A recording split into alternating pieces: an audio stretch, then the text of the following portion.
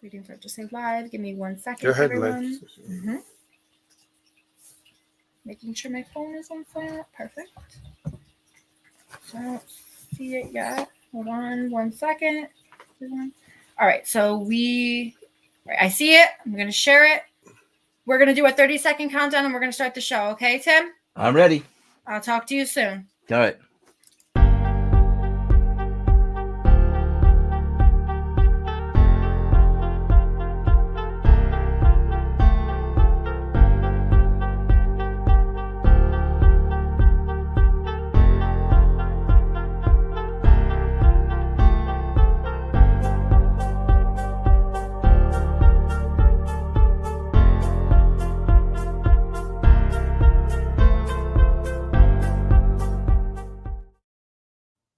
Good evening, everyone. Today is Tuesday, December 5th, 2023.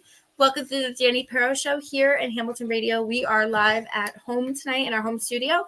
We're so blessed and thankful that we have Tim Mcgeary joining us today. Everybody knows you as being a wonderful musician, known from performing all over the world as well, and also living your life, in the 9/11 attack situation that you were part of too. So I appreciate your time today. Thank you for being with us. Thank you so much for having me. I'm so glad to be here. This is awesome. Yes, I'm excited to have you and excited to get started with your amazing career, where you started and where you are now. That being said, so we know you are a retired paramedic. I was retired. I was a flight medic and a paramedic, and then the organization I was with had us go to fire school. So then I became a firefighter, paramedic, and flight medic, and you had to learn everything, literally all the words of medics. All the fun stuff, but it was a great, I loved it. I loved the job because I was helping people for a living. You know what I mean? That's the thing. Of course, giving back too, especially for, your job, your time and duty of what your job calls. Exactly. So it was great, but it was a great career, and I had a lot of fun, and I retired. I can't believe it's 7 years ago. And I just saw my friend. Hey, Chris, people are saying hi, and Alan. Hi, Alan. Yep. They're all tuning in. I'm going to put all the comments up as well when we go live. Okay. So, what I was going to say, and my friend just retired, and it was like really cool, and seeing all the friends, and a lot of us have retired already. We all, showed up, and it's like, hey, welcome to the club. It's like, of course, every day's a Sunday now. Yay. So that's awesome. It sounds like it was, very fun to be retired as well. But back in the beginning, when you first had gotten into the music industry, that's what I want to talk about, because being a flight paramedic and paramedic as well, and everything that you had done previously, was this something in the back burner that you were turning towards music? Were you doing it on the side? Was it something? No, I was into music since I've been like 5-6 years old. I took piano lessons, and the teacher said, because she gave me a lesson. So I went, okay, I did a lesson. Then I go, and I told her, and I wrote this. She's like, what? I go, yes, I wrote this on the piano. She's like, you're writing song, at like 6-7 years old. So that was, and then I started playing. That's amazing. Oh my God. I'm sure it was super simple, but I can't remember. But so then I was a drummer. Okay. And what happened is there was a band that I said, well, we already have a drummer. Can you play bass guitar? And I'd been playing acoustic guitar, and I said, so I knew the strings, and I go, sure, I play bass. Okay. So that was like another gig that kind of appeared randomly. Oh, well, yeah. So what happened was, this is funny, because my friend's grandfather, right? Mm-hmm. He won a electric guitar, a Japanese electric guitar at Palisades Amusement Park. Remember that old plate, right? Wow. Okay. Starts in a balloon, right? So we take it home, and it had like 6 strings. So we hacksawed the top off, make it a 4-string, put bass strings on it. I was a bass player. It's like you made it your own. Yeah. It was pretty, yeah. But it worked, and then I got blessed. So I did that for I was a bass player for years and years and years after that, and singing and stuff. But I've always written songs. I love music. I love what music does, how it connects people. You can go to a show we had our manager put us on this. I was in the band called The Rescue. We were on A&M Records. Okay. So our manager puts us on this tour, and it was a terrible tour. Like every club owner was meaner than the next. So it's like we're like we came back like, man, Patty, what was that? Man, he goes, I'm just trying to toughen you guys up, but stop crying because in 2 weeks you're opening for Duran Duran at Brenda Byrne Arena. So we went from like, ugly club and me Yeah. to To like something where it's a 25,000. surprise. Yeah. And Exactly. and then after that, we did like nothing but that. We did like 2 years of 25. We opened up for like Billy Idol, Duran Duran, Simple Minds, Missing Persons, Patti Smythe and Scandal, Stray Cats, Modern English, Berlin, I think the Wow. So Thompson many Twins, iconic people. Yeah. Depeche Mode, The Cure. Yes, all the other band that was like 83, 84 that was big. We never headlined though. We were always like the opener. So we're like, we're the greatest opening band that ever lived. It's like we always opened. But what a great thing. But the thing is, when you get through 25, 30,000 people, and you think about like everyone's like a little different, different race, different that, blah blah blah. But when the music comes on, everyone is one. Everyone is focused and just digging the music. Yeah. How that's like a spiritual thing to me. I mean, because you bring people together with music, and that's a universal language. I mean, when I was in Europe, I had a show in Czech Republic, and it was I was place I was staying, and the guy found out I was a singer, so he put this little show on like at the hotel we're playing, singing at, and about 40 people showed up. It was really great, like sort of like my house concert, and Mhm. I think out of the 40 people, I think 5 people knew English. So I have this one song called Three Shots of Whiskey, and they have to sing 2 shots of gin. So they all sang it, but I'm sure 90% of the people had no idea what they're singing, but they didn't care because they were having fun. They were having fun. Yeah. Yeah, Or so they learned the lyrics if they didn't know what they were. Now they do. yeah, they might now. Yeah, I think they explained to me afterwards. But that was really fun. So I mean, I love what music does, how like it connects people. I think it is and it's so like it's so good for kids too, like to learn music. I mean, concentration, math, timing, what I mean. Yeah. I mean, Very true. so many things. I mean, it's the science of it, the acoustic, the sound. I mean, you can go on and on and on what it does in that part of the brain. And so it's like, that's why I'm, these my grandson is he's in the drum line in the band and stuff, and he's a really good drummer. Like he's like off the charts good. And it's not just because he's my grandson. I mean, he's like people go like, Did you teach him? Did you help him? no, but what we did is we took him when he was about 2 years old. Okay. And they had this thing where that's like they taught him simple beats, like boom, boom, boom, Yeah, like boom, the beat. right, like that, right. And then at 3 and a half, he was like had this little baby drum set, and he's like playing it. And he's going, and he's swinging Devo. If a problem comes along, you must whip it. And like what, like So I brought him to a drum teacher, and he's like 4 and a half, and he goes, well, sort of young. I go, for we don't really 4 and a half, a little young. I go, Destin, play a funk beat, like he's like the guy's like, he's playing like a Motown beat. What? Like, wait a minute. I go, Destin, how about like do whip it? And he's like, if a problem comes along, it's like, okay, he's getting lessons. So That's amazing. Wow, oh yeah, he's talented. Is he? How old is he? Is he still 4? He's 17. Okay. He's older now. Okay. Yeah, yeah. He's he just got a car for his birthday. So he's doing good, that way. That was great.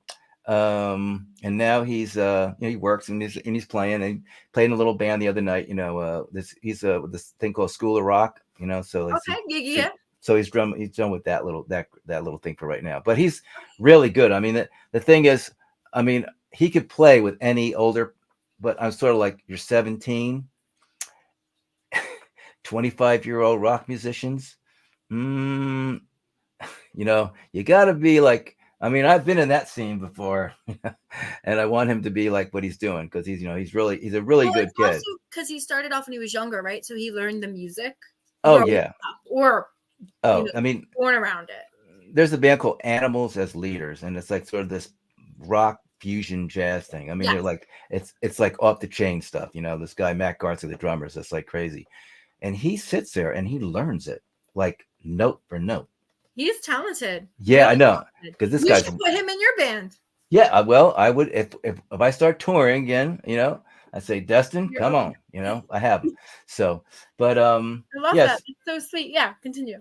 So I was going to say that no, that's really good. But so music to me is just like really, it's always been on my bones. So like we were in a band called Neighbors and Allies, and we used to roadie for a guy named Richard Helen the Voidoid, and he was really good friends with Blondie and Talking Heads back in New York. They were all sort of knew each other. Mm-hmm. So we used to roadie for him. So he said, Richard, there's a club in New York City called CBGB's, which was a famous rock club back in the day. I think it's gone now, but it was like back then. It was like it was Iconic. It was everyone, Police, Blondie, everyone played there, and it was a pit. It wasn't like nice. It was ugly, but the sounded great. You know what I mean? Yeah. Notoriously, yeah. But so what happened was, so we said, Richard, if we can open up for you, let's do a Thursday, Friday, Saturday night. We said, we'll roadie for free and you can have the whole door. So he's like, so you guys will work for free and I don't have to pay you and I get all the money. And I go, yes. We just wanted to open, right? So there's all 3 nights. Yeah. So we played Thursday night. We get off stage the first set, and we get off, and Rich is like, you guys are like really good. Like he didn't think we could, and we're like, and we were a good band. We practiced all the time. Yeah. So did he not feel like you deserved the credit at first? Oh wait, no, that's not even part. The best part of the story is coming up. So Friday night we go on, and we finish our set. And we had a guy. There's a band from Magazine. He stated like, listen, boy, I'll do the roadie out there. I'll roadie for you because David Bowie's out there and wants to meet you. We're like, David Bowie wants to meet us. We're like, we're like 5-year-olds in short band, like, whoa. So fanboy, literally. Yeah. And so and he was the nicest guy. Like, we sat down, had some beers, and blah blah blah. And we talked about music and creating. And I know a lot of other people that know him and knew him in situations with working with him and they all have the same story. Just good person. And so at the end of the night though, he went to the door and goes like, what's that opening band getting paid? And they go, oh, they're not. He took $900 out of his wallet and paid us. How cool is that? Yeah. That's a blessing. He looked at me, he goes like, you want to be a rock star? I go, yeah, guilty. Yeah, I did back then. I was in my early 20s, Yeah, of course I was, What do you think?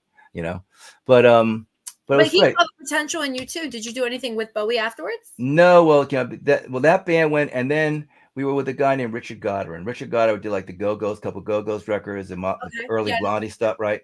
And then we couldn't get a record deal, and we don't understand it because we used to get like 600 people show up to a show, back then. Now we didn't have all the social media, this is like posters and blah blah, so it was back in the day. Oh, I know, yeah, right. So it was like albums and stuff, right? But what we found out is we did get a record deal, but Richard Goddard didn't think it was enough money, so he never told us. Sire Records offered us $60,000. I'm like, that must have been something, So yeah, but no. So that band broke up, and that's when I got in the Rescue, and other guys did different bands, like Our Daughter's Wedding, and everybody went their own separate ways. Yeah. And the Rescue was great. So we were managed by a company called EG Management. They had Roxy Music and Killing Joke, and we were sort of and King Crimson. So we were sort of their American thing. But we went to England and did the record at Sarm East. Like Yes had just finished the Owner of the Lonely Heart record, like Owner of the Lonely. The day they walked out, the day we walked in, you know what I mean? So it followed them. Cool studio. And so it was, it's like, I'm from New Jersey, right? So like, yeah, we're gonna send you to England to do the record because what? I'm going to England? Yes. Yeah. Is that your dream? Like as a kid, from the drill, like, I'm going to England to do my record and I'm signed to a major label. I mean, that's pretty much like pretty cool, So like, I was like, oh my God, it was so fun. So that's like on your bucket list, right? Oh man, that was, you think about all the bands that go out there and try, you know what I mean? And then you got to do, and even though we weren't like big famous, but we did play a lot of great things, and we had some pockets that we were popular in, but, just to get to that, major label, England, touring for 2 years. We did nothing but 5 to 25,000 seaters after that, Duran Duran one. That was end of the club tour. No more of those. But and we had some like funny stuff. But it was great, and I loved it. And so music. So then, then that band broke up, and we didn't get a deal. And so I've always played, like always write. I never stopped writing on the piano, stuff like that. And I worked a couple. I was selling vacuum cleaners for Electrolux. Okay. How was that helping music? Was that just money? It was a lot of money. I mean, this is how many years ago, but but I was making $100,000 a year selling vacuums, and it's like they go like, oh, he's selling vacuums. Yeah. How much would you be making this year if you were still doing that? Or are you still? Uh, I wouldn't do it anymore. The only thing about that job, okay, was the whole thing was all about money and Rolex watches and that kind. It was like, and I don't have a watch. This is the only piece of jewelry I have. Yeah. My wedding ring. I mean, You're, I'm just yeah. I'm just not. That's not my thing. And after a while, and then I was a manager for a while. And we made some stuff, but it's that is gone now. They don't. No one does that anymore because you can't go anywhere. You can't knock on doors. You'd be afraid you're going to get shot. So forget that action. Got it. So Was it more commission too? yeah, I mean it was. I mean we had. I mean what I had is I had um a machine that would dial 1,000 numbers a day, and then Okay. I had three of them. So I'd Okay. get a 1 to 2% response. So that's anywhere from 30 to 60 people calling back, and I give them a free rug shampoo, and I would do it. I would go in, I shower the back, I shampoo the rug, and they did come out good. They were like, "Oh my god, it looks so great." So I sold a lot of them. You know what I mean? And I was like, Yeah. and it was good. Me and my wife went on a lot of trips and stuff. I won 4 cars. I mean, yeah, that was yeah. But the thing is, and You're then living after, the rock star life, Mr. Tim. Literally still are. It's amazing. That's oh amazing. yeah. So then I come here and I'm doing music and somebody and I did my first solo record down in Memphis at Arden Studios, and Mhm. that's a famous studio, like anyone from like Led Zeppelin to Bill, Bob Dylan, everyone, Allman Brothers, everyone down there. And John Hampton was the producer. Sadly, he passed away, but he was really cool guy. And we were friends after that record. But um, he did like the Gin Blossoms, had all their big hits and stuff like that when they were really big back, Yeah. and I so so we had did that, and that was the authentic Memphis Sandwich record, and I did that. And I had some guys from the guy from Fiction playing the drummer, and another guy, bass player, and I did most of the acoustic guitar. My friend Eric Halbig did all the lead guitar stuff. He's an amazing guitar player. He's from Nashville. So I did that one, and then and did a lot of like the band was called Wonderful Johnson. You know what I mean? It was like everyone's going like, huh. Of course, they went right to the gutter with it, but it really was. There was a guy that was one of my patients. His name was Wonderful Johnson. His brother was named Innocent Johnson. I Yeah. go, I go, how cool is it that you're called wonderful every day of your life? You know what I mean? Talk about an affirmation, right? So Beautiful. yeah, Actually, yeah, so positive, honestly, especially exactly. just to Yeah, preach. yeah. So we did that one, and then we did a second one, and then like people saying like, you should go to Nashville because you write songs all the time. So I then okay, well I'll go up there. So I sent some songs to my friend Mike Kinnaman, who's a good friend now, but back then I sent him some songs. He wasn't too impressed. So I was in town with doing a festival up in Nashville. We did a concert in Atlanta, and then we went up to Nashville. And I said, Mike, I'm in town. Can I just come in? So he goes, oh, well, you can get a guitar up a writer's room roll and come out, and you can play one verse, one chorus of one song. I'm like, okay, no pressure there. So I had this song called "Hole in Me," and it's a beautiful song, and I played it, and he loved it, and he goes, keep playing. And then that night took me to this party, and it was like Dobie Gray was there, and they had all these like high end like producers and art and record people, and I'm like, oh my goodness, and my wife's with me, like so Mike goes, go ahead, go up there and play your song. Like Mike's going, are you gonna go play the song by those people? I go, yeah, man, I'm here, man, I'm This gonna was do all it. plans. Like, you don't know. I, yeah, but it was so we did that, um and me and Mike are actually best friends now. Like, we've been years back. But the thing is, so he said, like, you're not really there yet, but you have the goods. So he said, so what happened was, it took me about 2 years. Like, I thought, like, because I'm a songwriter, I had record deals. Yeah. I know what I'm doing. I knew nothing. I went up to Nashville, got totally schooled. I was like, these guys are serious songwriters, man. There's like, every little thing.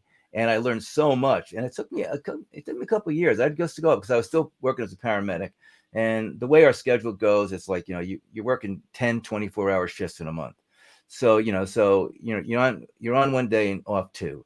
So if you took a vacation day or two, and then I used to do a thing where I could swap, like I'd work somebody and they work for me, right? Yeah. So Yeah. Yeah. I get like 2 weeks. So I'd run up there, and we'd write about, I don't know, about 20 songs in 2 weeks, or sometimes more with That's co-writing. amazing. And And and and I learned like so how much. to write, like the encouragement to write, or you already had that? Oh, I said, yeah, I can't turn it off. There's a curse about it being a songwriter and a blessing. The blessing is you can write a song, people sort of get it, they have fun listening to it, they connect to it. And there's some songs like Miracles or Hold On, that are very deep and sort of sad, on sad days. Yeah. Then have fun songs that, Onion and a Fruit Bowl and and Three Shots of Whiskey, kind of stuff. So, but the thing is, you learn. The thing is, I thought what I was taught is like, they have a thing called furniture in the room. Yeah. So I mean, so these guys they really, they're really into like these intense. You do co-writing, and so the great thing about co-writing is like when you get two people in a room and you're really working at something, you keep going, and then and I tell these guys, I tell a lot of people, a lot of songwriters, I go, when you get that lazy line, what's the lazy line? I go, you put a line in there and it's really not great, but it's okay. And well, it's one that you think you like, but it doesn't work with the listeners or the views, or it's just not that good. Yeah, it's just not catchy enough, right? Or it's not like, so what you do on a co-write, you keep on pushing. They have a thing called, they got like Furniture in the Room, which is a song called American Made. I'll just give you the lyrics and you'll get what I'm talking about. Okay. Here's the lyric.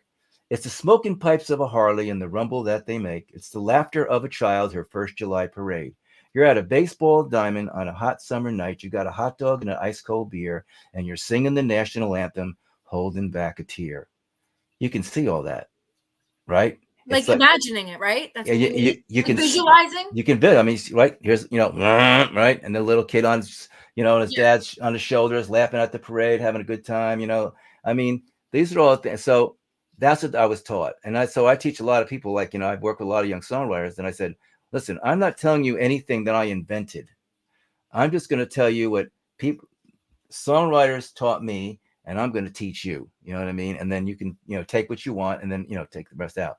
So and so I worked with a lot of songwriters, and young, and they're doing really good now. And I got a lot of friends. A good friend of mine, Chaz Sanford. He wrote like "Missing You" for John Wade, and I mean, beautiful. He's got the best stories. He's got a ton of Stevie Nicks. Yeah. So, and I met all these guys up there, and the thing is, and I tell a lot of people too, it's all about relationships, and so what I tried to do, just by stopping showing some love. Yes, that's DJ Friction, one of our great friends. Okay, awesome. So, but I was going to say, these guys, like, when you get into these, the writing things, like I tried to come in with like at least about 4 to 5 ideas to start with, what I mean? I always came on time. And then also too, it's like, you have to sort of like sometimes you'd have 3 people in the room, right? Mm-hmm. And this was one time, it was these 2 girls. They were really good, really super talented, Amy and Vanessa. And we wrote the song called House, and it's really cool. And I started with some chords and stuff, I got sort of melodies, and then they just started popping these lyrics off that were excellent. And so instead of me trying to be like my ego getting bruised, I was like, you learn to say, let them go, because they're on a flow, and it's really good. So so the thing is, like, so it doesn't really matter, because sometimes I wrote 90% of the song, and sometimes I wrote maybe 20% of the song. You know what I mean? Yeah. But the thing is, maybe one word, you know what I mean? It's like this, that spurred off to like an idea that got into that lyric. You know what I mean? So that's why you just sort of. So it was always. Let me ask you this, Tim. Mm-hmm. Being a musician and like a songwriter, writing songs because that's what you love doing, like one of your professions, right? Do you feel as if being a songwriter to you is easy to rhyme? I know a lot of musicians do that. Is it easy to rhyme? Is it easy to do a poem? Like what is your script? Well, a lot of things too is like, see, we have soft rhymes. You know what I mean? So, and hard rhymes are sort of like in Nashville, it's sort of like, don't do soft rhymes. You know what I mean? I mean, don't do hard rhymes. I had a book, and then I looked, and then I know, no, So you can say things like, and you can, make things that are like close, like any I rhyme, or E rhyme, as long as it ends in an I or an E. It doesn't matter. It doesn't have to be exactly hard rhyming. You know what I mean? Just in the ballpark. And so I learned that, you know what I mean? Put Furniture in the Room. and then like, try to get like something that's like a little different. You know what I mean? There's some songs that are like, and I like all kinds of styles. As you know, I think I sent you a couple songs today. And this one is like very 80s, and then I'm writing country songs with somebody else, and then I'm writing with the guy in the country of Georgia, Zaja. We have a song called "The Cost of Freedom." You know what I mean? Which Ooh, is that sort okay. of rock. And he sings the verses in Georgian, and then I sing the choruses in English. It's like pretty cool. That's So, beautiful. yeah, I That's mean, yeah. really nice. Yeah. So so um so we're doing that, and the thing is, and that's what I'm doing. Like I have like, I've written some for people in Scotland, Mexico, Canada, in here in the States, and around, and I do a lot of streaming stuff, like this kind of doing concerts in this house concerts. I did one in Miami, the other, and then Lake Placid, and I have one coming up on a week from today, actually, up in Fort Myers. So, I love playing live, I really do. It's like it's fun because, Is it and acoustic or are you with a band? no, just acoustic. Yeah. Okay. That's What's, let's go this like, what's the best thing about being in a band? Being in a band. What's the worst thing about being in a band? Being in a band. because everybody's schedules don't collect, right? They're all Yeah. And there's always one head case in the band. It's like, that's like, well, I was like, oh man, no, you're not doing this to me now. Oh, why do we have to do this? Why can't we do this? Oh, this sounds so much better. I can't play. Negative person. Yeah, I can't play in a smoky environment. Okay. That's a Yeah. venue. Yeah, the venue. Yeah. That's your job. That's your job. You gotta get used to the smell. Oh, that's it. But I do have, like, if I needed to pick up, getting a band going, there's people I could call on, and they, Okay. Yeah, like to make it work. I was in Nashville one time, and I got this gig, and I didn't know, and he goes, well, you have to have a band to play, and I go, well, I'm playing tonight. We have to have a band. And this is like 10 in the morning. So I get on the phone. I go, dude, I need a band. Can you get me a drummer, bass player, another guitar player? I go, yeah. So they get these guys together, and they have a thing called Nashville numbers, and it's a numbering system. Like, like say you have a 1-4-5, which is like a blues thing. Like I'm playing the G, a C, and a D, right? Okay. So, okay, those are like 1-4, but they have all kinds of stops and starts and all that stuff. So I play my song acoustically. The guy's writing down these Nashville numbers, right, in the key. And then he makes copies, and he goes, okay, hands them out, and he go, okay, ready, 1, 2, 3, and they're in. And it was like we've been playing for 20 years. I'm like, what? Like, it's like amazing. That's amazing. I've never been to Nashville. I definitely want to go really bad. Oh yeah. Oh my God. So people are going like, man, how long you guys are so tight. How long you been together? I go, what time is it? It's like, because that's going to tell you what. We literally put that together like in a couple hours, and then played that night, and we did good. So that's the thing up there. The musicians that go there. Not everyone is great. Okay. But there's some people that are so good and so, musical and smart, and technical, like, superb musicianship. So, and they just know stuff, and Western music, like I have a tattoo, it's 26 and 12. Okay. Okay. What does that mean? And as a songwriter, we have 26 letters in the alphabet. Right. So same thing. So, but I love writing songs, collaborating with people, and it's so much fun when you get some stuff. Like I'm working with this guy. That's one of the songs I sent you today. You Got Me Praying. I'm writing it out. I'm doing an album with a guy named Robert Paul Gay. He was the guitar player for Johnny Van Zant for years and years. That whole Leonard Skinner family thing. And he came down here, and we tracked it all here in my studio, and now it's getting mixed and mastered, another one, and it's almost done. But the song I sent you today is like pretty close, not mastered yet. So forgive me if anybody hears that and go, well, I wouldn't know. Okay. I'm sending it to Dani but you're the first one to hear it. So, thank you. Glad to hear that. Okay, now, with this song being still being mastered, or it is mastered, but you're still working on it on the back end. Is this an album? Is this related to? Is it an EP? It's going to be a seven song CD. Okay. It's called Lucky Seven. We're going to call it that. And we have a 7 song. We had an 8th song, but the 8th one wasn't really done, and we just want to get this out. And so we're just going to put that one like on the back burner and still finish it. So after this album goes out, like they go, what else you got? I'm gonna go, oh, this one, oh, and this one, and this one, and just keep on putting singles out. Okay. So This is the best way to do. Do you do teasers? Do you do yeah, snippets? How do you promote? we will start, but that's we're going to start with that. You know what I mean? Okay. I have people like around the world, like in Scotland and Bangladesh and all over the place that, you know, like this new song that "We Are Love" song that's like very 80s, but you know, which is basically my vibe because that's where I'm from. You know, I just got my things today. You know, one guy's playing it in England, this lady Angela's playing it in Australia. So like, you know, people, it's getting around, and I get people that, you know, that they really do push it, and I get a lot of people playing it.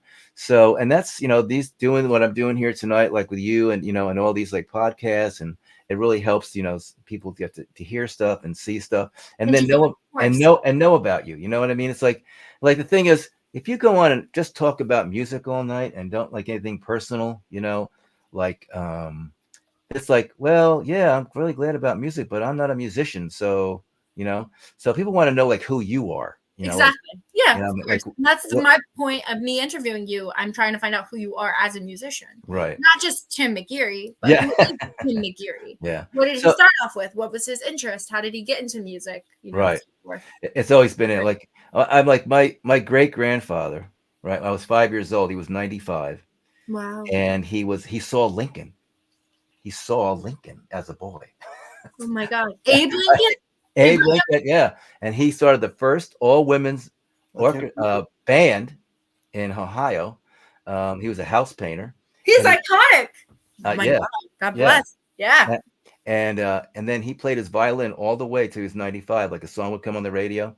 And then my grandfather, Harry, Harry Hill, he was singing in a thing called Four Grads. It was singers, and they did really well. They were like with on the Ted Mack Amateur Hour. That was like basically back in the day before The Voice and AGT. It was Ted Mack Amateur Hour, and they won.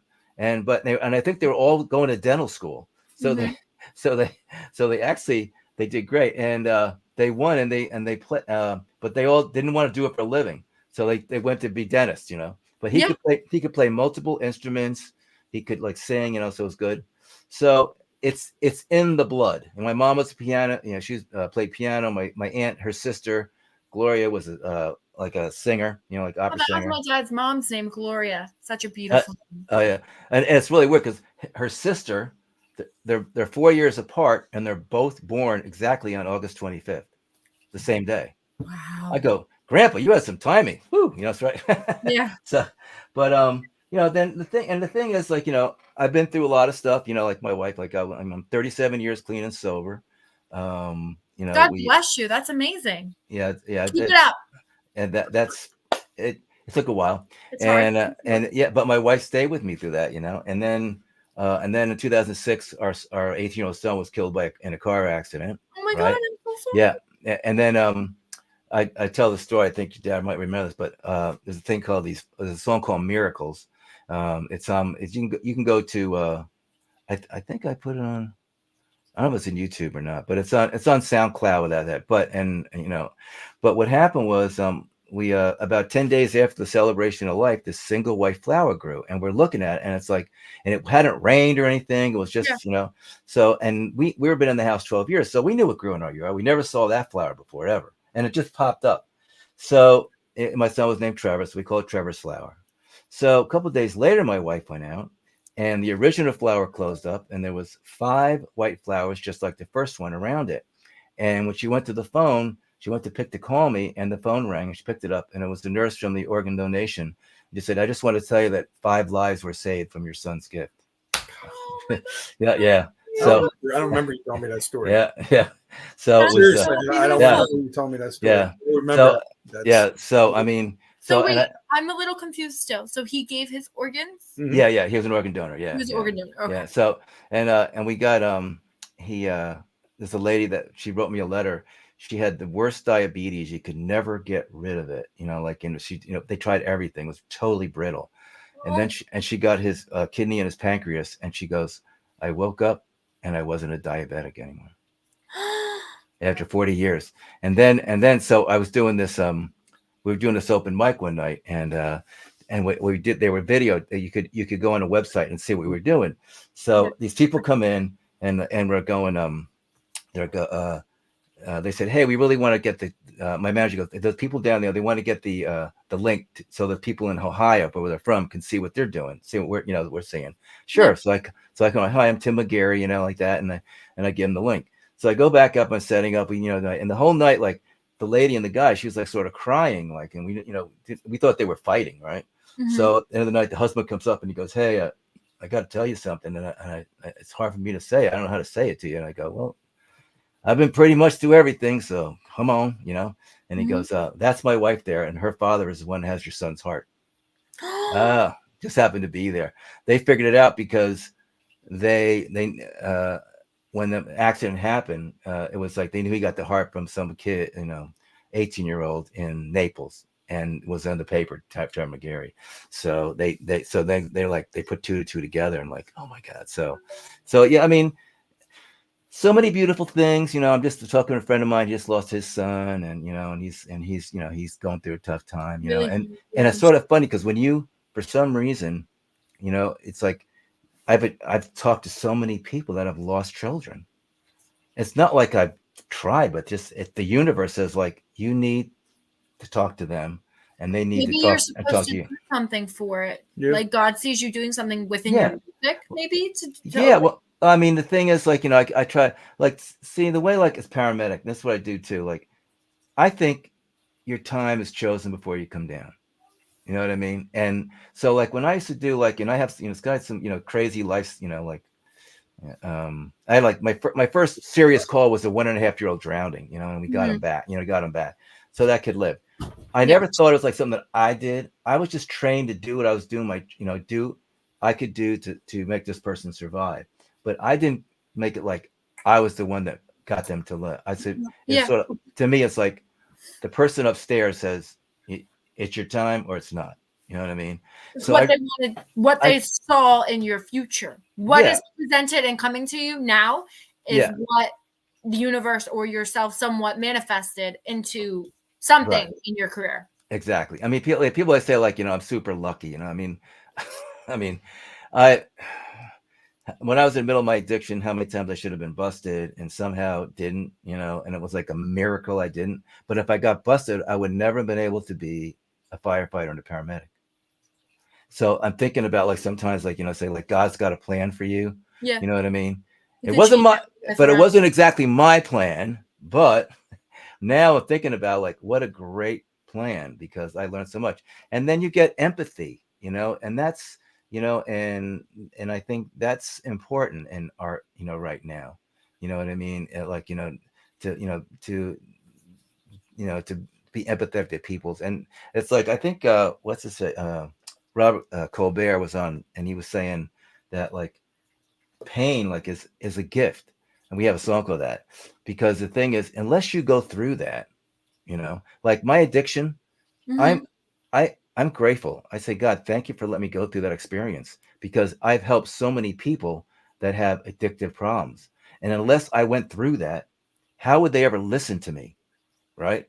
How would they, if I didn't go through that, how would I understand how they feel? You have to have a chance to help them reverse the situation that happened. Right. Well, and I will say, like, at my son's celebration of life, I had these people come up and they go, "Hey, remember me 10 years ago? And you sort of helped me out. Well, I've been clean now, and I got a family, and I got a house." Yeah, people come up to me like, "Yeah, I mean, that I forgot it." I was like, and it's nothing that I did. It just, sometimes it's that one thing you say that just goes, maybe they're done, done with that. I mean, that, and then the thing is too, I can really read through people, some of their bull, when I like, I go, no,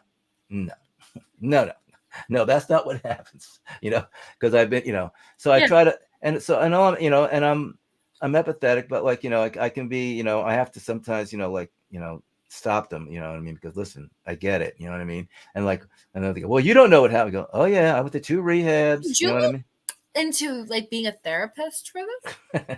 Well, I'm the oldest of 10 children, so you were the therapist. And I have 5 sisters. I had 5 sisters named Mary, so, like, that was, Irish Catholic, we call them by, Mary Colleen, Mary Ann, Mary Joan, Mary Patricia, Mary Catherine. Right. You know? Okay. So yeah. How did you So know which one was married? That sounds very confusing. yeah. We just called them the middle name. It's Colleen, Annie, Joni, Mary, Cat, and Patty. So they'll call it the middle name, but it's funny. Got it. Okay. You know, so and yeah, that was always a 10. And I see, I've had a lot of stuff because when I was 3.5, my brother Kevin was killed by a car, 2 years old. Oh my God. So and what happened was, my parents, you know, and I don't blame them, you know, but they thought the best thing was for me is to get me out of the house, and they took everything of my brother's out of the house. And then I went back in the house and he was gone and all this stuff. And we never talked about it. And I've been angry. You know, I mean, my mom tells me this story. I was in kindergarten and we had this teacher, her name was Mrs. Ostergren. Right away, Ostergren, it's like, she's not a nice kindergarten teacher. She was mean. So if you colored out the lines, you put a giant red X on your paper. Bad, wrong, right? So she sits me next to this little girl. She goes, now look how nice she colors in the lines. And what did I do? I spit on her paper. So like my mom's going, oh, this guy, this is the one. And he's the oldest. So, you know, but my dad was an FBI agent, you know, he's really strict and stuff like that. You know, like, I mean, like if I said, geez, close to Jesus. it's like, yeah. You know, and but of course, that's not really that close, but geez, I understand where you're coming from. Yes. Yeah, and he was so funny. Like, and then it being the oldest, you get like twice the punishment because like you did it and then you set a bad example. Well, it's like, but no, my parents are great. I mean, like, you know, I can't believe I had 10 kids. You know, I mean, think about, you know, 10 children, I mean, feeding, you know, that's 12, that's 36 meals a day that you have to fix. Times 7. That's amazing. It's amazing. Yeah, right. You know, do they help you with your career? Do they help you with your music? No, I'm the only one that's music. No one. They're all like super straight. You know, blue blazers, plays golf on the weekend at the country club. You know, and there's me. You know, like the guy with the tattoos. You know, I mean, the odd one out. my poor dad. When we went to England, the manager brought this it was a real hip hair place. You know. So they did is like they made it like black and blue, right? So I came home, you know, out of England, and my dad like in New York, and he's pretty straight, and he had this business, and we used to go to this place called Mike Minucci's, which is a sports bar, and like he sees my hair, and he goes, "We're not going there anymore, not with that hair." So he's like, "No, we're gonna go over here now." Like, you know, the blueprint. Yeah, no one really cares back there. I go, "Dad, I'm your rock son. You have to have 1 out of 10. You know what I mean?" I'm like, "Come on, you know, you can't all be like something different." Yeah. So definitely. Yeah. But, you know, it's a good family, you know, I mean, like, you know, they were great for us. Like, you know, my dad was 95, passed away. My mom was 90, you know, so I know I got a few more years, I guess, you know, and I'm healthy. And, you know, I go to the gym every day, you know, me and my wife, we cook all our own food. So we, you know, we take our vitamins and do everything we're supposed to do and exercise. And, so, you know, I just want to live quality. And now we're doing a lot of traveling. That was really fun. I love that, you know, and that's why I love Europe. I mean, you know, and Spain, like there's in Cordoba, Spain, there's a mosque and this cathedral put together. And I'm thinking, wow, maybe that's the way it should be. You know what I mean? But the building is incredible. It's giant and it's beautiful. And it's like, you know, the cathedral is beautiful and the mosque is beautiful. And it's just like, and it's just, you know, it's just incredible, you know? So, and, you know, and like, you know, you go to these, like in Trier, Germany, there's a bridge that the Romans built, right? Mm-hmm. 2,000 years ago, this bridge is, and they still use it.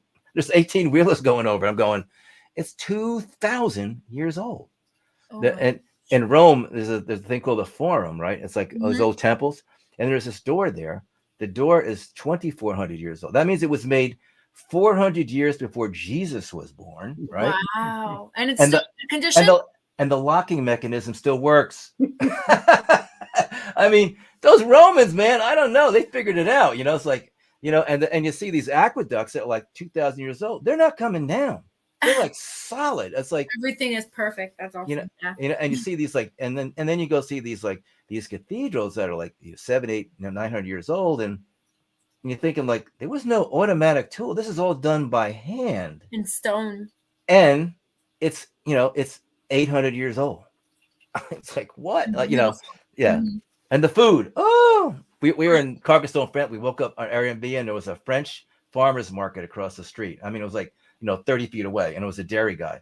So for breakfast, we had fresh baked French bread, from French Bake, right? Fresh picked strawberries from the farm and creme brulee. I like, now that's a breakfast, man. Come on. So delicious. That's very French. Oh yeah, that very French. Yeah. So yeah, but it was, we and the thing is, some people are like, oh, they don't like America. Yes, they do. If you're nice, they're nice. It's I mean, just learn the words. Merci in French. Obrigado is thank you in Portuguese. I mean, just learn, the nice hi and thank you and please, and be, we were in Marrakesh, and it was during Ramadan. So and no one eats till sunset, right?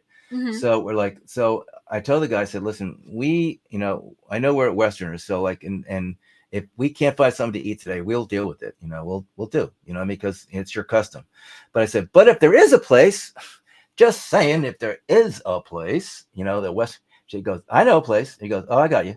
So he takes us down all these alleys, right? We're going down, and then they open these two doors, and there's this beautiful courtyard, has 2 orange trees in it. And they have this tangine chicken and flour sauce and these vegetables. Oh my God, it was so delicious, So, and so I know, getting hungry, right? Yeah. So, yeah. Dinner time, yeah. So, but so I mean, and the thing is, and we've had such good experiences, in Europe and stuff like that, and it's beautiful. Yeah. My wife does this thing she calls the smile test, and nothing to Marrakesh. When sundown, when the sun goes down, the whole city of Marrakesh prays for world peace. The whole city, and you hear it, and it's the whole city's prayer, chanting. It's like amazing. You're talking about thousands and thousands of people praying at one time. There has to be some kind of power. You know what I mean? Right? Yeah. So yeah, it was really. I mean, it was. We were like, wow, And then I did this picture. I'll send it to you. There's this cloud, right? And you look at it, and when you open it up, it's a lion's head. And people they go, what? And I go, I know, right? I mean, you'll see it. You'll say, that's a lion's head. It's like, yeah. And but so we just I don't know.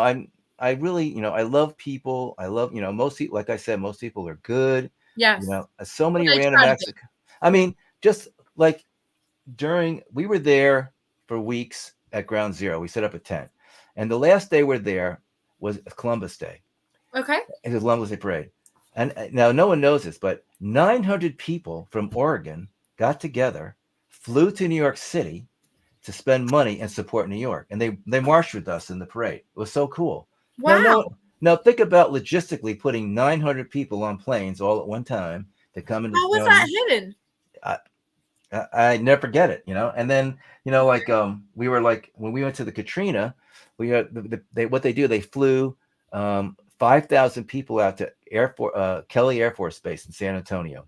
Okay. This giant lot. This the biggest building. Like, they put bombers in there, so the thing is just enormous. So they had cots, and they finally got air conditioning. We did everything we could, but it took us 2 days to get out there. So we were at this hotel, and there was about 20 families that basically ran out of money.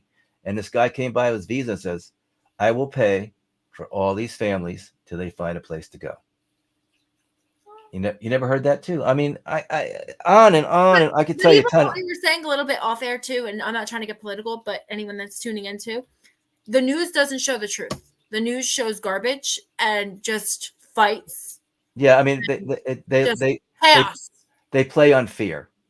Exactly, and that's why I don't watch the news. I don't even watch the weather. I ask Alexa every day what the weather is outside, and that's pretty much it. Right. Well, that's what we are love songs about. Yeah. Your future can be your prison if fear is your fix. That's the lyric. Is that that's your lyric? Yeah. Your future can be your prison if fear is your fix. If you think about being afraid all the time, think about that, like how awful that would be. You know what I mean? See, I think positive. I get friends that I'm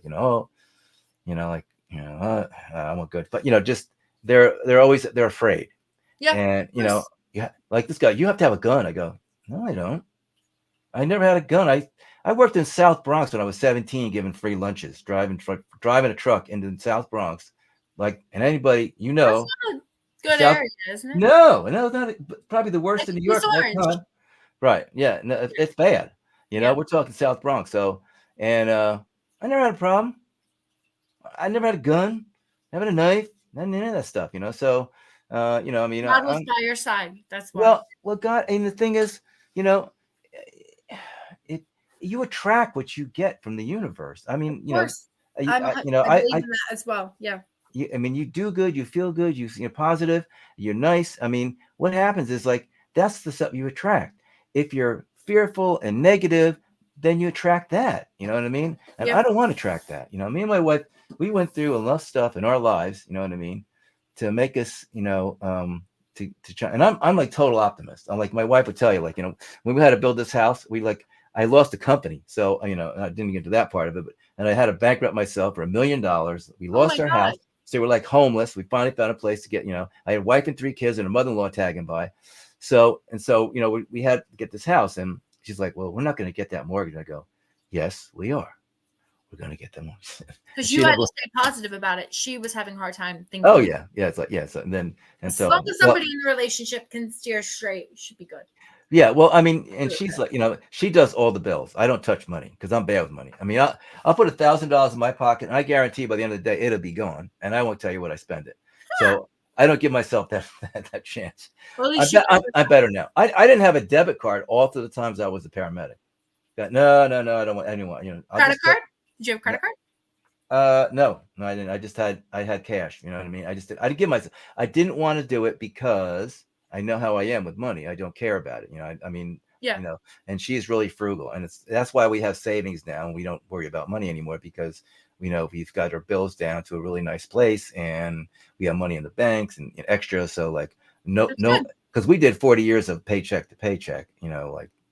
With the kids and the other thing is the first time me and my wife have been alone in 40 years. Like we're actually like it's just you and me. Yes. Yeah. They're all gone. 2 plates, 2 forks, 2 knives. That's it. Easy cleanup, So, and my kids are good. One's in Philly and one lives, pretty close to us. She's going to school. You're in New Jersey, you said? What town? No, well, I'm from New Jersey, but I'm in Naples, Florida. Okay, where did you live in New Jersey? Englewood, New Jersey, and Norwood. Englewood is like George Washington Bridge, Fort Lee. Okay. There's Fort Lee, and then there's Englewood Cliffs. No, near the GW Bridge. Oh, so you were north. Yeah, north. Yeah, like pretty much. And then we moved. Then we moved. Yeah, but then we moved to Norwood, which is east and north as you can go in the corner. Okay. Like it's right next to Japan, New York. So we lived, near there, for the last part. Like, but I basically, I was, I didn't stay in the house a lot. Being the oldest of 10, it was noisy. I mean, to the day I was like 16, it was always a crying baby in the house. Always a crying baby. I was like, to this day, when I hear crying babies in movies, I go, it's like, I mean, I basically, when I was 15, I stayed down, I went with a friend of mine down the beach, and so he went home, and I got a job being a busboy and stayed at this old Coast Guard station, like for the rest of the summer. And I worked, and it's like, it's great. And then I went to high school. Well, I went to a Catholic high school, all boys school, till I got kicked out. Mm-hmm. No. I wasn't a good boy. I wasn't a bad boy. I just didn't do what I was supposed to do. So then I wanted to ask you real quick as well before we get close to ending the show. Mm-hmm. How did you meet Caden Gordon? I know he was one of our referrals as well for this amazing show, DJ Gordon. I'm not sure how I met him. Somehow he contacted me, and I don't know how it did that. And then and I've given him some other clients too, and stuff like that. So he's he's happy with me, and he's given me so many opportunities with these podcasts and DJs all over the place. It's just like, so I'm really psyched. It's great. Yeah.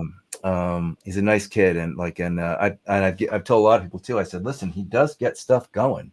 You know what I mean? He's he gets out to a lot of stations, and you can do these podcasts and these interviews, and you meet a lot of people, and and they can, really, they can help your career, and people get to know who you are now, like we talked You about. can benefit from it, of course. Yeah. Yeah. So, but yeah, he's a good kid, and he works hard at what he's doing, and he makes, and the people that to deal with him really like him. You know what I mean? He does what he says.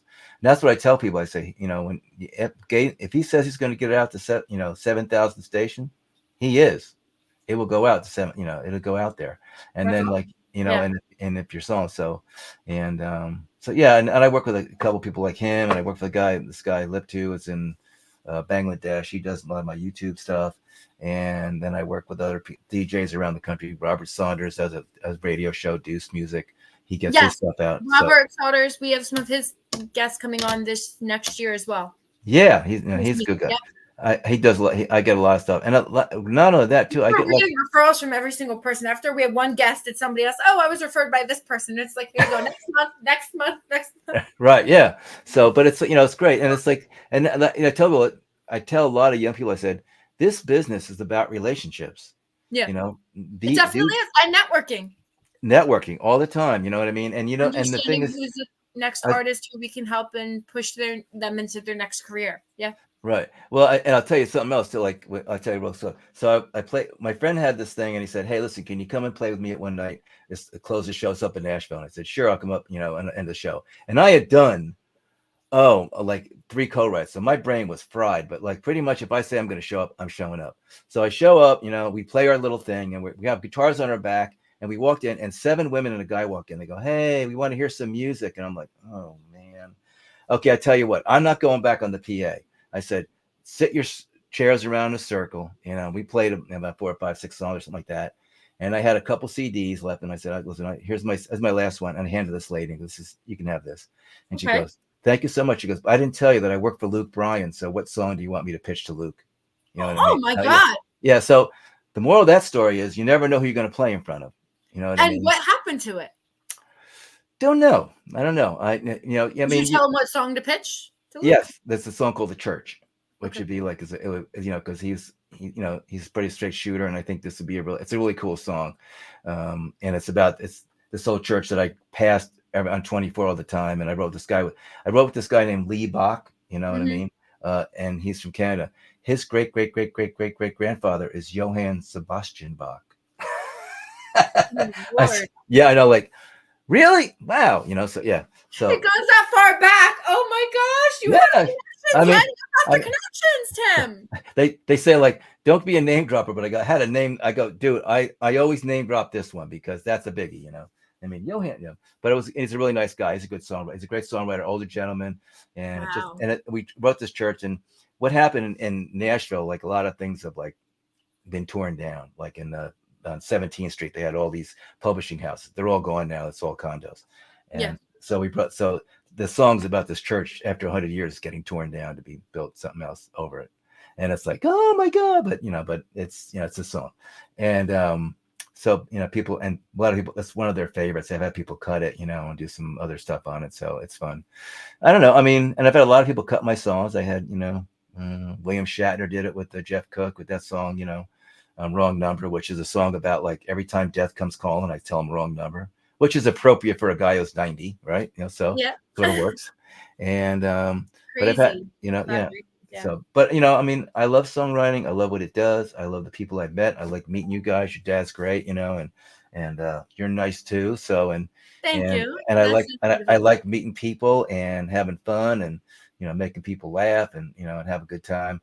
But and connecting on a good level, having a good connection for an interview is also a big part of getting to know the guest and who they are. Right. And the thing is too, like, it's great doing these interviews because the more you do, the better you get at it. You know what I mean? There's a big thing of you learn stuff. You were scared in the beginning? Were you harsh? No.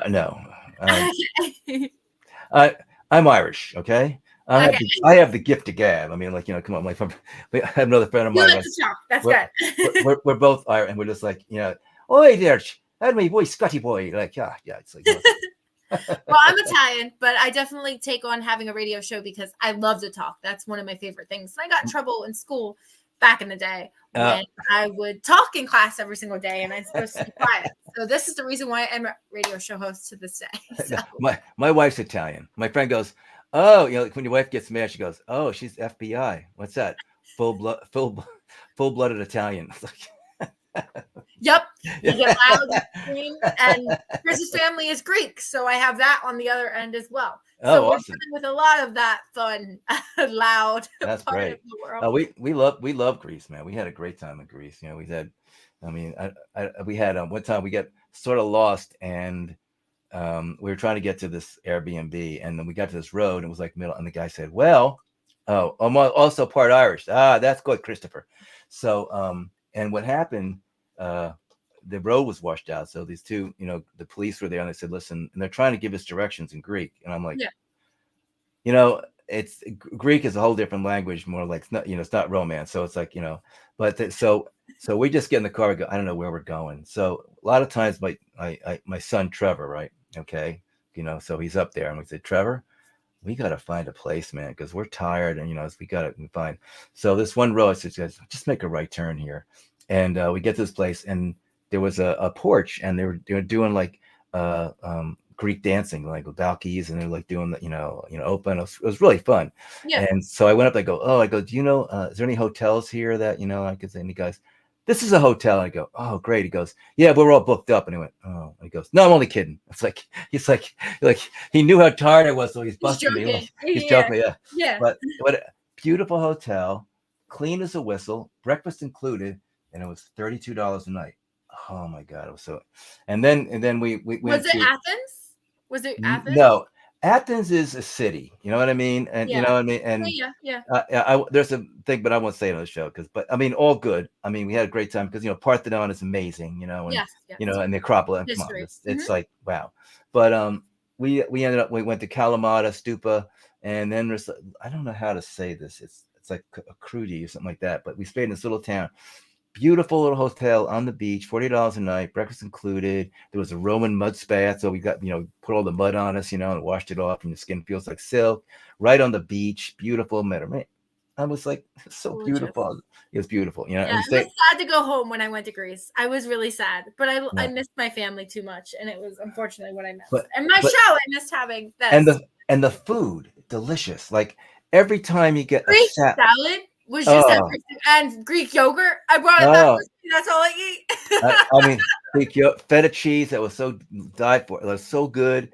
Vegetables, everything's like fresh and fresh. And I'm vegetarian, so I ate all the vegetables. Oh yeah, so and I love it. I had rack of lamb, and it was like, and that's like, which is like here would cost you like $90 or something, and there it was like $9 with the whole dinner. It was like, and it was delicious, and also Christopher had a dairy allergy, so when we went to Greece, we found out that they don't cook with any oil, like any butter or anything, so he could have anything his heart desired in Greece. He even had a gyro his first time in his life. He never had one in America. Wow, awesome. Oh man, I love those. You're making me hungry now. But no, we had a great time. And then we had one, it was I can't remember, Montero. It's like there's abbeys on top of these mountains, and the mountains look like they should be underwater. They're real, like smooth. And so my wife goes, well, we can just walk up that. I go, are you sure? So we're walking. She's like, we go over the top up, and they get all the way up there. We could have drove up. Well, that's what I felt when we went to the Parthenon. Right. That was incredibly scary for me. My shoes weren't great on the marble floor. I kept sliding left and right. Every time I went up higher, I would like fall back. But it was definitely a beautiful experience. I love Greece. I can't wait to go back. It is, and we've had a really good time. So we want to go back and see more stuff. Like I want to go to Santorini, and that there's we had some windows. Santorini, everybody says that one. We want to go to Crete. We love Mykonos. Yes, all those islands. I mean, all beautiful. So delicious and so good and beautiful. I mean, I just love meeting new people and different cultures and talking to people. Are we over time? Are we okay? Oh, you're good. I'm going to finish up in a minute. I was just saying. But I wanted you to say real quick, I want you to give out your social media where people can find you. Okay. And your upcoming shows this week. Okay. Everything. Okay. Well, first off, I'm on the Dani Perro show, and that's awesome, right? So, yes, but yes, I'm going to be doing a streaming thing on Saturday on Facebook Has Talent. and then I have another interview tomorrow with Elle. I have a show on a week from today in Fort Myers with the ACMA. Beautiful. So it's a Americana Country Music Association. And it's a little thing that's around here. It's like, local, but there's some really good talented guys in that. And so I'm doing a show on that. And then pretty much, but I'm really stuck in the studio because I'm getting these songs done, you know what I mean, and finished and mixing. So, and so I'm really concentrating on that. And then working on new songs. And then plus it's Christmas. So as anybody in music will tell you right now, it's like, don't bother doing anything because everyone's like they're on vacation now. After Thanksgiving, it's like the music unit goes, yeah, we're around, we're not doing anything. You know what I mean? So that's why all the albums are coming out in January, because that's like, okay, it's January, second week. What's new? And that's your new. Of course. That's it. So that's wait till after Christmas. Yeah. So that. But TimMcGeary.com, TimMcGeary.com, Tim McGeary on Facebook, Tim McGeary Music on Facebook, Tim McGeary Official on Instagram. I'm on Twitter. You can go to SoundCloud. Has a bunch of my new songs. I'm on Spotify. And I'm on a ton of things. There's a thing called DistroKid, and they get it on like about 60. So I'm on all of those. Yeah. You want TikTok too? Yeah. Well, the thing with TikTok, I'm not really good at. I should do more, but if you do something and it flies, you could be like have 1 million people like tomorrow. Like that's what happened to me the other day. Yes. It's hit or miss. It's like you see a lot of people. It's or the nobody. algorithm when you post it. Like well, a lot of it too is you got to do it. Like my friend, his wife does this thing on TikTok. She makes really good money, but she has 1 million followers. 1 million. And like, awesome. but she works this like it's a daily thing she does, and then influencer probably. It's all about like holistic stuff. It's cool. So, but she does really well. So, so she's doing really well. But that so you can just bust out, and all of a sudden like wow, but the thing is for me is like to do real social media. You know what I mean? If you're really going to do it, you got to have somebody else do it. And it's got to be done every day, more, gotta give it to 5, 6, 10. Yeah. And I just don't have the time for that. You know what I mean? Either. So, so doing these and stuff like that, and, my usual stuff. And then I get people that are, that help me out and get me out to like on YouTube and stuff. Like, I think this song, the We Are Love Song, the new one's got about 21,000 people that listen to it so far. You know what I mean? Which is cool. And that's good for a week, for unknown, you know what I mean? Some songs they have like, more like, close to 40 and 50,000. There's a song that I wrote called Last Pontiac. And my friend did a video of it. It's been on for a long time. That's got close to 100,000 people on that one, but I don't get any credit for that one because I didn't do the video. But I wrote the song, and it's a cool song because you're always trying to find something different. And we was right when Pontiac was closing their and we're saying, wow. So we wrote the song. So it's the grandfather. He made the very first Pontiac to roll off the assembly line. And the grandson is making the very last one. Oh, family affair. Yeah, you get it. It's a cool song. It's very country, and we had a nice demo done of it. This guy that does a lot. He's a big demo singer, Matt Dame. He does a ton of songs. He's got a great country voice, so he did he did a great job. But that's the other thing too. Like if I do a country song, I don't sing it because I'm not a country artist. You know what I mean? Yeah. So if I sing it, I can sing like country, and I'll sing like an idiot trying to sound country. So I gotta. You don't know. You might get picked up for it too. Yeah. Just for fun, Yeah, but so if I do a serious demo, I have somebody that's a real country singer. You know what I mean? Or do a collaboration with someone. Yeah. Oh yeah. Or you pay these guys. They'll come and do it for you. But so that's good. I mean that one song I Will. Jeffrey E sang it, and Jeffrey's got a phenomenal voice, and he's got some song with Rascal Flatts and stuff. He's a really good songwriter. Nicest guy, little tiny guy. What a voice though. And he just owned that song. And we had there's a thing down here called the Island Hopper, and they bring all these songwriters from around the world and a lot from Nashville. And I met Jeffrey. Jeffrey, man, thank you so much for doing that song. You owned it. Because that's the thing, and he said, well, it's easy when the song's good. But the thing is, when somebody has somebody sing it, you have to believe that they believe it. You know what I mean? Yeah. I've had demos that doesn't sound like the guy believes what you're doing. You know what I mean? And that's the thing. It doesn't sound real. Yeah, exactly. Yeah. Well, and that's when I sing, I try to sing from the heart. People always say that, like, wow, you really sing from the heart. And because that's where it should be. Definitely. You should bring it all the way. So I don't know. So look, Tim, I have to say it was amazing talking to you. I really appreciate you being on my show tonight. You're awesome. Congratulations. Thank you so much. I love your dad. In the industry, and my dad's here as well. Yeah. We'll be talking to me and you again. Yeah, talk to me again, man. Like, and tell me what you think of those new songs I sent. All right, I'm going to be playing them. The first part I love. Listen, I can tell by 3 to 5 seconds or the first couple minutes of the song if I like it or not. And usually, if first 3 to 5 seconds, if the music gels with me, if I feel that vibe, and I love it. I love it already. Awesome. I can tell you that. Okay. Well, I'm glad, and I have a lot more coming. I have when I get this album finished, I'll send you the CD and stuff like that. Me and Robbie, and maybe me and Robbie can do a collaboration, an interview, maybe both of us at the same time. That'd be fun because he has some stories, and I'll tell him to tone it down because some of his stories are like, dude, easy now. Yeah, this station is PG, okay? We're family friendly. Yeah, family friendly, exactly. Thank you so much. I hope you have a good rest of the year. Merry Christmas. Too, man. Merry Christmas for you guys too, man. Happy holidays to you guys. And we'll be talking soon. And as I get new songs up, I'll send them to you and see if you okay. Send them over to Chris so we can play them on the station. And then if you have any other questions or referrals you want to send our way, you can do that too. Oh, okay, I got you. Other friends and artists you have. Okay, thank you so much. Okay, thanks, guys. Thank you so much, Jim. All right, all right, bye bye. Everyone. Bye bye. Bye. All right. Can I?